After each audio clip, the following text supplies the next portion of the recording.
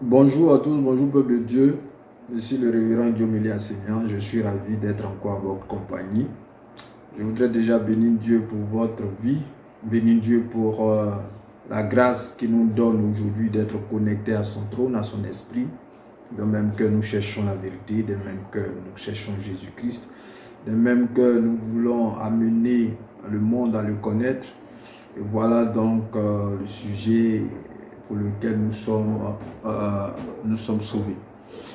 Je vais parler ce matin d'un sujet qui est tout aussi capital que tous les sujets que l'Église traite. C'est l'usage de la langue.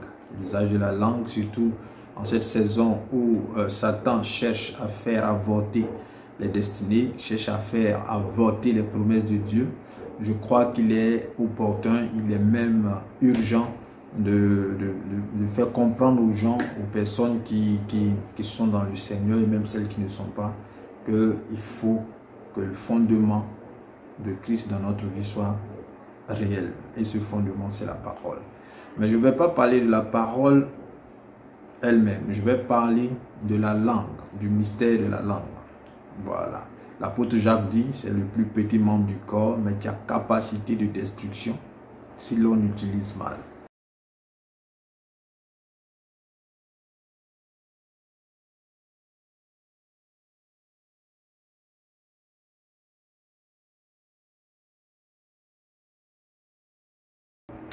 Je suis devant vous ce matin pour vous exhorter, vraiment pour mobiliser tout le corps du Christ, mais cette fois-ci mobiliser toute la Côte d'Ivoire pour le but commun que nous visons tous, c'est-à-dire le recouvrement de la paix, le recouvrement de la stabilité, le recouvrement de la vie. Je puis ce matin intervenir sur un mystère que par sa grâce toute puissante Dieu m'a révélé concernant ce que nous vivons aujourd'hui. Vous savez, nous sommes dans un monde naturel, mais qui a des connexions spirituelles, des connexions divines. Je veux croire que chacun de nous veut réellement s'engager dans cette dynamique pour apporter chacun à son niveau une aide particulière. Mais l'aide à laquelle nous aspirons aujourd'hui est celle qui vient d'en haut, celle qui vient de Dieu. Parce que nous sommes conscients que l'homme ne peut rien sans que Dieu ne lui ait donné le pouvoir. Si aujourd'hui des personnes assument des responsabilités à quelque niveau que ce soit à la présidence, que ce soit dans les instances que nous connaissons dans la vie publique comme dans la vie privée, toute autorité vient de Dieu. Alors nous avons l'autorité suprême qui est Jésus-Christ. C'est pourquoi ce matin, je viens t'inviter, bien-aimé, pour cette saison de la vie de la Côte d'Ivoire, à t'associer au mouvement de l'esprit. Au mouvement de l'esprit qui va nous aider à combattre et à vaincre les esprits qui sont libérés sur cette nation, les dominations qui veulent apporter désordre, chaos et mort. Mais maintenant, ce matin, je vais vous partager la parole de Dieu pour que chacun de nous ait de quoi, ait matière pour le combat spirituel dans lequel nous sommes. Bien aimé, ce matin, je vais te parler de la langue, le pouvoir de la langue. Et le thème particulier sur lequel je vais m'attarder durant cette dernière semaine du mois de novembre, c'est les langues de feu contre les serpents brûlants. Les langues de feu contre les serpents brûlants. Il a été fait mention de langue de feu en Actes le chapitre 2, où le Saint-Esprit est venu sur les disciples pour leur donner un certain pouvoir de confession, de déclaration, de domination au travers de la langue. Est-ce que vous comprenez? L'apôtre Jacques va nous dire que la langue, c'est le plus petit membre du corps, mais qui a le pouvoir de dévastation. Alors, nous sommes conscients que si nous utilisons mal la langue, elle aura pour but de détruire. Et si nous utilisons bien la langue, elle aura pour but de guérir ou de sauver. Jésus est venu avec la langue de feu. Le malin, qui est l'ennemi, qui est le serpent, a aussi sa langue. Est-ce que vous comprenez? Pour perdre les nations, pour perdre les vies. Voilà. Donc, nous lisons également en Nombre le chapitre 21, une expérience que Moïse va vivre avec le peuple de Dieu et où Dieu va envoyer, parce que le peuple a murmuré, parce que le peuple a laissé pénétrer dans son cœur des paroles qui n'étaient pas de Dieu, qui étaient des paroles de déstabilisation. Dieu va envoyer comme symbole de leur péché des serpents brûlants. Des serpents brûlants qui vont les piquer et qui finalement va créer beaucoup de morts dans la communauté à laquelle Moïse appartenait, dont il était le berger. Si je fais aujourd'hui, je mets en opposition les langues de feu et les serpents brûlants, c'est parce que les langues de feu sont de Dieu, c'est-à-dire des paroles pour apporter la vie, des paroles pour détruire les œuvres du diable. La Bible dit que le monde que nous connaissons est sous le pouvoir de Satan. Mais le Fils de l'homme est paru pour détruire les œuvres du diable. Donc, il y a inimitié, comme le Seigneur l'a dit en Genèse chapitre 3, lorsqu'il déclarait la malédiction sur le serpent et sur la femme. Dieu a dit, il y aura inimitié entre la descendance du serpent et la descendance de la femme. Donc, la femme, aujourd'hui, nous comprenons que c'est l'Église qui enfante des fils qui vont paître les nations, selon qu'Apocalypse nous a donné une compréhension plus claire concernant le temps d'enfantement dont nous avons parlé récemment. Je veux, bien aimé, que tu comprennes qu'il y a un combat spirituel, mais le combat est un combat d'abord verbal, c'est un combat de langage, c'est un combat de langue. Aujourd'hui, ce que l'ennemi utilise pour être fort, c'est le mensonge. Le mensonge sous toutes les formes, les calomnies, c'est le mensonge de la séduction, c'est le mensonge de la peur, c'est toutes ces choses qu'il envoie dans les cœurs des hommes. Et les cœurs, c'est là que l'ennemi concentre toute son attaque. Comment t'envoyer un esprit de peur? Comment susciter un esprit de peur?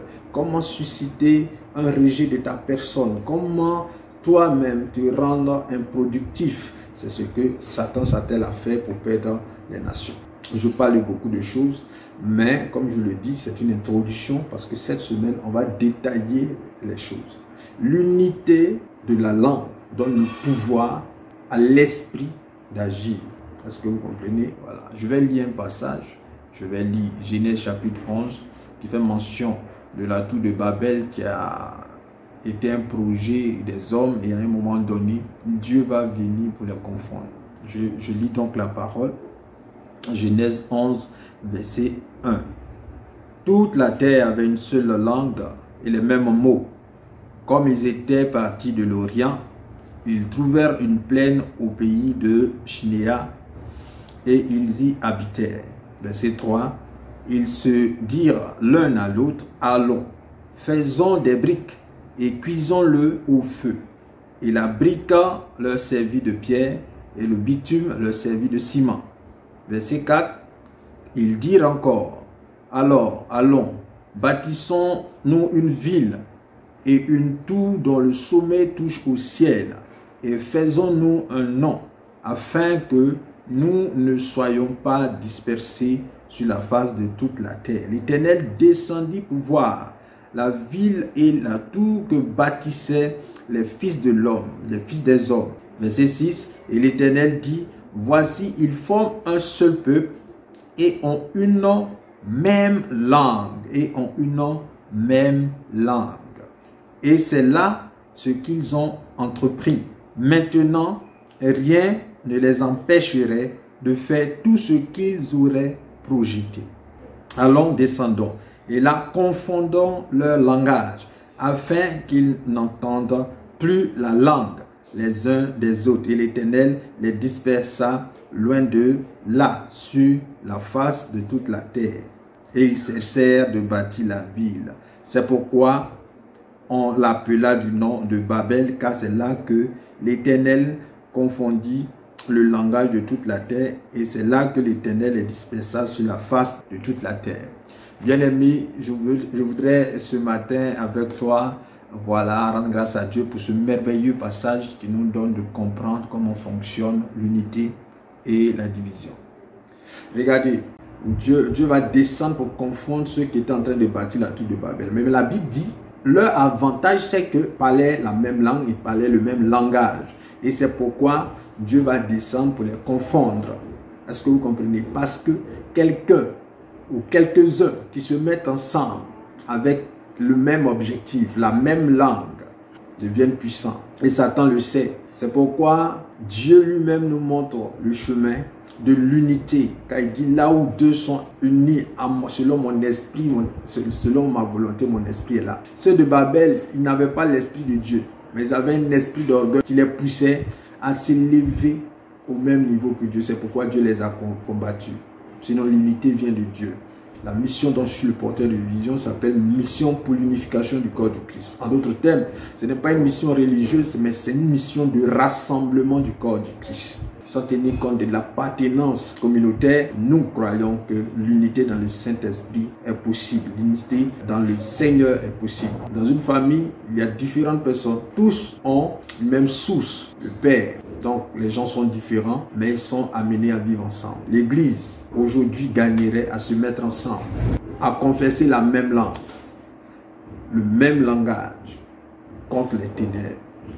Parce que c'est ce pourquoi Dieu l'a suscité au travers de Jésus-Christ. Le Seigneur disait que l'Église avait pour mandat d'être là lorsque les ténèbres ouvriraient les portes. Mais aujourd'hui, Satan passe par la division dans les nations, spécialement en Côte d'Ivoire, pour distraire les gens en même temps qu'il est en train de tuer. Il a pour but de piller, de voler, d'égorger. Voilà le but de Satan. Et vous voyez, cette crise est un prétexte pour lui, pour détruire encore des vies. Mais si les chrétiens de cette nation se lèvent d'une même voix et confessent Jésus-Christ, élèvent Jésus-Christ, bien aimé, je crois, je suis convaincu que l'ennemi sera terrassé en un rien de temps. Ce n'est pas parce qu'il n'y a pas d'hommes dans cette nation. Dieu a suscité une grande nation d'adorateurs, une grande nation d'intercesseurs, de puissants soldats de Dieu. Mais la faiblesse, c'est que nous allons en rang dispersé.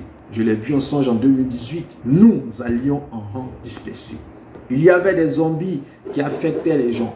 Mais ceux qui restaient et qui étaient dans les points de lumière marchaient en rang dispersé. Le Seigneur Jésus, lorsqu'il a été accusé d'être un démon, Belzébuth, il a donné une vérité. Il dit, une maison divisée contre elle-même ne subsistera. Ça, c'est clair. Et aujourd'hui, lorsque nous regardons l'église de Jésus, nous voyons la division. C'est pourquoi l'église n'est pas puissante dans les nations. C'est pourquoi l'église n'est pas puissante dans les nations. L'église ne confesse pas la même chose. L'église, du moins les églises, ne confessent pas la même chose. Nous prétendons tous être de Christ. Pourtant, nous n'avons pas l'unité de la langue. Le passage que nous venons de lire montre clairement que Dieu même a été embêté parce que ce peuple avait un même langage, une même langue. Ils avaient un projet commun, mais si Dieu les a confondus, c'est parce qu'ils voulaient se donner un nom. En d'autres termes, cette motivation était conduite par un souci d'orgueil, par un souci de se faire, de se bâtir soi-même. Et c'est alors que Dieu est descendu pour les confondre. Sinon, lorsque Jésus s'est abaissé lui-même et qui s'est dépouillé lui-même, la Bible dit que Dieu lui-même lui a donné un nom au-dessus de tout nom. Donc pour donner un nom, on n'a pas besoin de se faire soi-même avec ses propres forces ou bien ses propres motivations. Il faut laisser Dieu nous bâtir un nom. La Côte d'Ivoire a un nom à bâtir, mais l'église de Jésus-Christ en Côte d'Ivoire devra s'unir d'un même langage, d'une même langue, c'est-à-dire Jésus-Christ. Comprenez ceci. Si aujourd'hui les ténèbres ont la force dans les nations, c'est parce que le monde occulte, le monde satanique, le monde du mal est uni dans le mal. Les chrétiens ne sont pas unis dans le bien. Pour des ambitions personnelles, chaque dénomination regarde sa voie et non pas la voie de l'unité. Or, la Bible dit là où deux déjà sont unis, l'Esprit de Dieu est là. La langue de feu que Dieu a envoyée le jour de Pentecôte est venue parce qu'ils étaient unis. Mais c'est cette langue qui va confondre l'ennemi, car il a été dit dans Genèse au chapitre 3 que la descendance du serpent sera en inimitié contre la descendance de la femme. La femme en question, le livre d'Apocalypse, le chapitre 12, nous révèle que c'est l'Église qui doit faire naître un fils qui va pète les nations. Église de Côte d'Ivoire, je t'en supplie, si tu entends ce message, lève-toi maintenant pour prier. Lève-toi maintenant pour prier pour un sujet commun, c'est la délivrance de cette nation. Nous sommes donc dans une période très très délicate, une période de l'enfantement de cette nation, des promesses de Dieu sur cette nation, héritage pour nous et pour notre descendance, pour nos enfants. Nous avons donc à faire les choses ensemble, à ne pas regarder à nos intérêts, à notre orgueil. La langue qu'utilise le serpent, c'est les rumeurs. Christ nous donne une langue qui est la vérité. Et c'est cette langue que nous utilisons pour confondre les ténèbres. Et le diable a une langue. Il a plusieurs langues. Du moins, il a plusieurs langages, il a plusieurs langues. Il parle avec des esprits. Le séducteur, par exemple, c'est une langue. Le calomniateur, c'est une langue. Celui qui suscite la peur dans les cœurs, c'est une langue. Alors, mais comment Satan fait pour avoir une autorité sur les nations? Alors, ce qu'il faut comprendre, c'est que la langue peut être utilisée de deux manières, pour faire le bien et pour faire le mal, pour rassembler et pour diviser, pour mobiliser ou pour décourager. Est-ce que vous comprenez? Voilà, donc la langue que Dieu nous donne, c'est pour unifier. La langue que Christ nous donne, c'est pour dire la vérité. Mais, contrairement, Satan aussi inspire une langue à des personnes pour pouvoir semer le désordre. D'abord, sachez qu'il y a des personnes qui lui sont consacrées. La Bible dit dans le livre de Romains 10 que si nous confessons avec foi la vérité de Jésus-Christ, cette vérité va manifester un fruit, n'est-ce pas? Cette vérité va manifester un fruit. Si toute la Côte d'Ivoire se met ensemble pour crier à Dieu d'un même langage, pour élever le Seigneur, je suis convaincu que la victoire sera pour cette nation. Est-ce que vous comprenez? C'est lui qui établit l'autorité. C'est lui qui établit toute autorité. Que ce soit les présidents, que ce soit les directeurs d'entreprise, les chefs de famille, les pasteurs, c'est Dieu qui établit l'autorité. Donc c'est Dieu qui est capable de renverser la tendance lorsque les choses ne vont pas. C'est lui qui a été capable de descendre Saül pour en positionner un nouveau David. C'est lui qui est capable de fermer Pharaon. Est-ce que vous comprenez? Ce Dieu est capable de tout. Ce Dieu est capable de tout. Bien-aimé, ce matin, je voudrais t'exhorter à t'unir au mouvement du Saint-Esprit qui est en train de naître dans cette nation. Une unité. Une unité. Et nous n'avons pas un autre chef que Jésus-Christ, il faut le savoir. Mais pour que les choses soient faites selon une certaine organisation, Dieu établit toujours dans les générations un porteur de vision. Dans les générations, quelqu'un qui va nous aider à vraiment aller ensemble. Et je crois par la grâce de Dieu que ce quelqu'un, c'est pour la nation ivoirienne, je l'ai déjà dit, je ne le cache pas, c'est le pasteur Mohamed Sanogo. Voilà, c'est le pasteur Mohamed Sanogo et qui a reçu une vision pour une prière qui sera faite, je crois, dans le mois de décembre. On y reviendra dans le mois de décembre à Yamoussoukro. J'invite donc tout le corps du Christ à se mettre ensemble pour aller prier ce jour-là, crier à Dieu. Nous allons élever Jésus-Christ qui est plus que le serpent des reins. Et je crois que Dieu va nous entendre. Alléluia. Parce que si nous faisons monter nous tous dans une même langue, ce même projet, ce projet glorieux, Dieu va faire grâce et miséricorde pour sauver des vies. Nous en avons vraiment la ferme conviction que notre Dieu a le pouvoir de faire les choses. La Bible dit, il n'y a rien d'impossible à Dieu et tout est possible à celui qui croit. Si tu crois effectivement que ce n'est pas une œuvre humaine pour donner la gloire à un homme, mais pour prier d'un même cœur, pour cette saison de la Côte d'Ivoire, je t'invite donc à t'associer à cette prière nationale. Ce n'est pas une prière d'une communauté, c'est une prière nationale. Personnellement, je ne suis pas membre de la communauté vase d'honneur du pasteur Mohamed Sanogo. Non. Je suis un serviteur de Dieu, un leader d'une mission, mais qui par l'Esprit a reconnu que ce projet vient de Dieu pour cette nation. Voilà, c'est une opportunité pour nous de nous rassembler. Et si après cela, chacun veut, on retourne à nos activités. Mais pour l'heure, je prie que ton cœur soit disposé pour cette prière.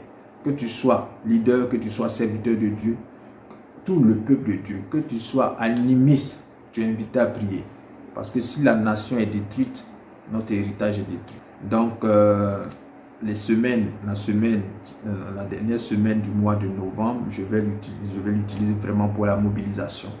Pour la mobilisation, je vais donner ce que le Seigneur m'a confié aussi pour le salut de la Côte d'Ivoire.